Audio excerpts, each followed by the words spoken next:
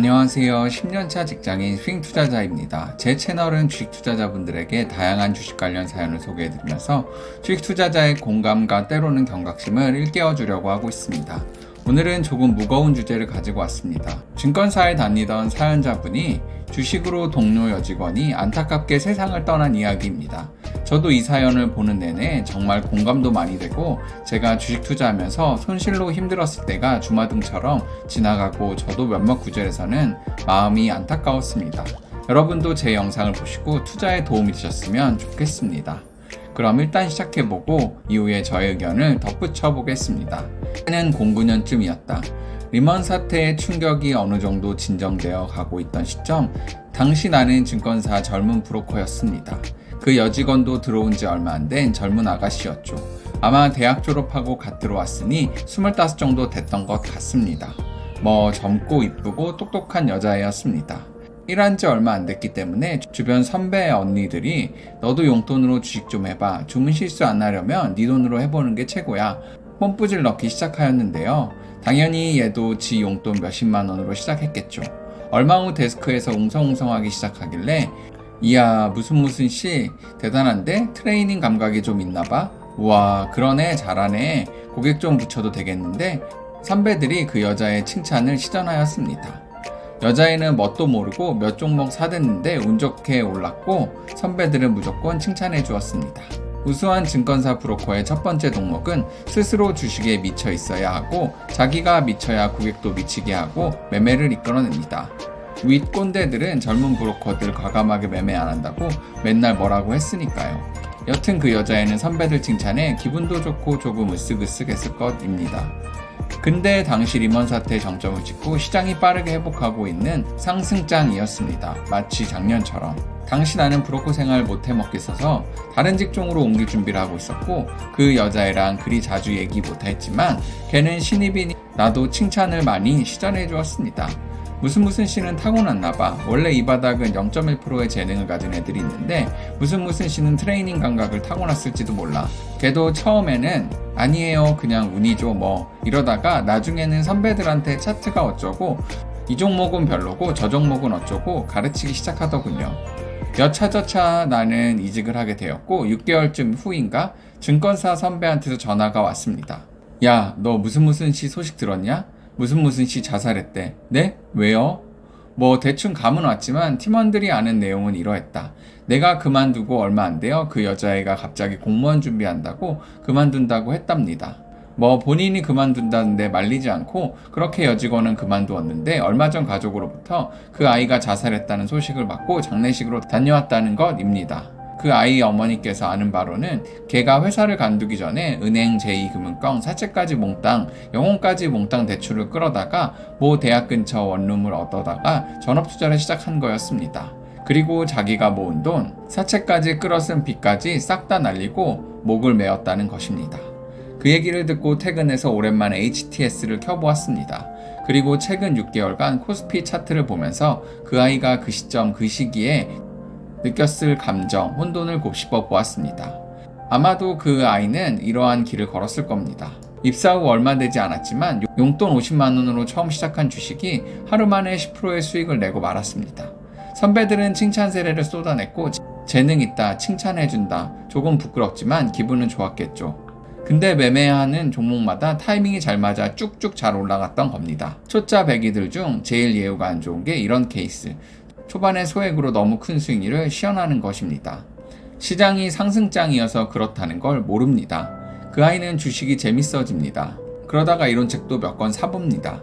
차트 재무제표 보는 법 등 설렁설렁 몇 권을 읽다 보니 천하의 이치를 깨달으듯 할 것이고 이론까지 섭렵하니 매매가 더 잘 된다. 안 먹는 날이 없다. 급등주 따라잡다 보니 어느 순간 한 달 만에 원금이 2배가 됩니다. 이야 주식 참 쉽구나. 뭔가 아쉽습니다. 그동안 모아둔 적금을 깬다. 시드를 키우고 매매를 시작. 그런대로 잘 된다. 순식간에 투자 수익은 불어납니다. 연일 선배들은 칭찬을 해대고 스스로 확신하게 됩니다. 그래 난 트레이딩 감각을 타고난 거야. 이런 노다지가 있는 걸 왜 이제 알았다. 진작 주식할 걸. 슬슬 나이 든 선배들 중에 조심조심 해라고 말하는 선배들이 생길 것입니다. 패배자, 들딱새끼, 그러니 네가 그리 사는 거야. 센스 없으면 공부라도 열심히 하던가. 그 시점 초보들 중 수익 좀 본 사람들은 대개 저런 생각을 하게 되더군요. 자신감이 머리끝까지 차오르고 주변 투자자들이 다 아래로 보입니다. 불과 몇 달 만에 원금이 2배 이상 불렸을 것입니다. 원금은 얼마 안 되겠지만 그 아이는 뭔가 매우 허무했겠죠. 수익률은 100% 넘었는데 불과 한 달 만에 근데 원금이 얼마 안 되네. 1억만 있었어도 한 달에 1억 버는 거 아니야? 2달이면 2억이 4억이 되고 4억이 8억이 되고 나라면 가능해. 분명히 가능해. 주식에 점점 미쳐가고 업무 중에 주식하는 게 가능한 증권사라지만 고객들 주문이 들어오고 선배들 시키는 업무에 짜증이 납니다. 이 종목 모니터링 해야 되는데 업무 때문에 자꾸 타이밍을 놓치는 것 같고 돈 벌 기회를 놓치는 것 같습니다. 며칠 고민하다 결심합니다. 그래 해보자. 딱 1년만 하고 평생 놀고 먹을 수 있어. 강남 아파트에 슈퍼카 타며 매주 해외여행하면서 우선 은행, 보험, 캐피탈, 사채까지 빌릴 수 있는 데까지 다 빌릴 것입니다. 왜냐면 잃는다는 건 상상도 해본 적이 없기 때문입니다. 이 정도 대출은 한 달이면 갚을 수 있다. 그녀가 아무리 애써봐도 1억도 안 되는 돈을 빚졌을 것입니다. 하지만 그 아이에겐 우주와 같은 큰 돈이었겠죠. 회사에 드디어 사표를 제출합니다. 선배들이 전업한다고 들으면 뜯어 말릴 거기 때문에 공무원 준비한다고 거짓말을 한다. 그리고 번듯한 신축 원룸 하나 구하고 그리고 최신형 컴퓨터와 책상, 모니터는 듀얼로 달고 책장은 주식 관련 책으로 데코레이션 합니다. 두근대는 마음으로 새벽같이 일어나 위장 체크하고 주요 신문 기사를 확인한다. 백수에 불과하지만 스스로는 대한민국 1% 스페셜리스트라고 착각한다. 그 아이가 그만두었을 것으로 추정되는 시점부터 약 1개월간은 코스피 차트상 상승세가 지속되었다. 아마도 나쁘지 않았을 것 같습니다. 그리고 시장이 급격히 조정받기 시작한다. 차트상 약 4개월짜리 하락장이 시작되었는데 마지막 한 달째가 가파르게 떨어졌습니다. 정신이 좀 멍하다. 원금이 30%가 날아갔다. 왜 이렇지? 뭘 잘못한 거지?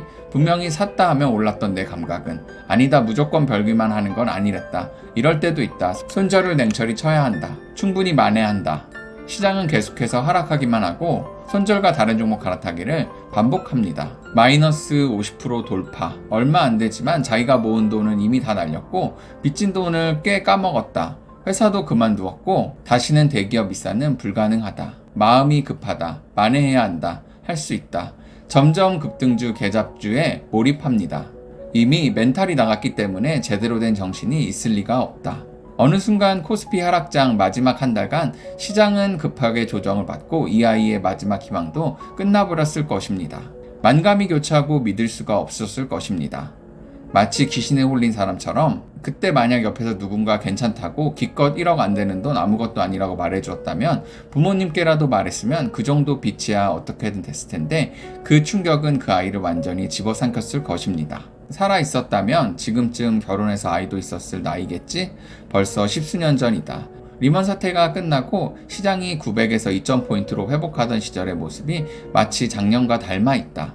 이번 상승장은 어디까지 갈지 모르지만 어디까지나 역사상으로 보았을 때 강력한 조정은 반드시 온다. 여기서 제가 말하고자 하는 바는 주식 졸라 위험하니까 하지 마라가 아니다. 오히려 여기 주린이들 어린 나이에 주식하는 거 대찬성, 더 열심히 더 치열하게 해보길 바랍니다.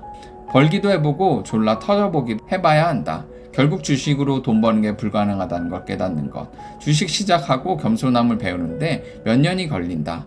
20대에 시작한 사람은 진정한 곳으로 가기 위한 버스를 일찍 탑승한 사람들이다. 다만 지나친 자만에 빠져 회복할 수 없는 무리한 매매는 안 된다. 항상 탈출구를 확인하고 들어가라. 모든 파도를 예측하기 불가능하지만 경험을 통해 밀물과 썰물은 알 수 있다. 내가 지난 20년간 겪고 느꼈던 것을 그때 알았더라면 아마 훨씬 부자가 되었겠지만 이런 느낌, 감정들을 가르쳐주고 싶다. 물론 직접 겪지 않으면 와닿지 않겠지만 많은 비용을 지불하지 말고 곱씹어보길 바란다. 자신이 20년 후에도 주식을 하고 있을 거라 생각하는가? 아마 와이프한테 다시는 주식을 안 하겠다고 각서를 내든지 이 세상이 없던지 그냥 주식이라면 치가 떨려서 다시 안 쳐다볼 인간이 95%쯤은 될 거다. 어떠셨나요? 정말 안타까운 사연이면서 전 공감이 많이 되는 사연입니다. 안타깝게 세상을 먼저 떠난 여사원분의 느꼈던 감정을 너무나도 이분께서 잘 투영해서 이야기해 준 것 같습니다. 모든 하락장을 겪어보신 분들은 특히나 마지막 하락에서 엄청난 상실감과 절망에 빠지게 될 것입니다. 작년 3월달도 그랬었고요.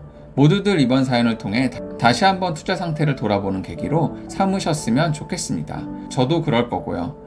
다양한 사연, 자신의 투자 관점에 대해 여러 사람과 공유하고 싶으신 분은 블로그 메일 혹은 연락처를 채널 정보 탭에 있는 메일로 보내주시면 영상 제작해서 많은 분과 공유하겠습니다. 영상을 보시고 도움이 되셨다면 구독과 좋아요 눌러주시고 다양한 의견 남겨주세요. 그럼 감사합니다.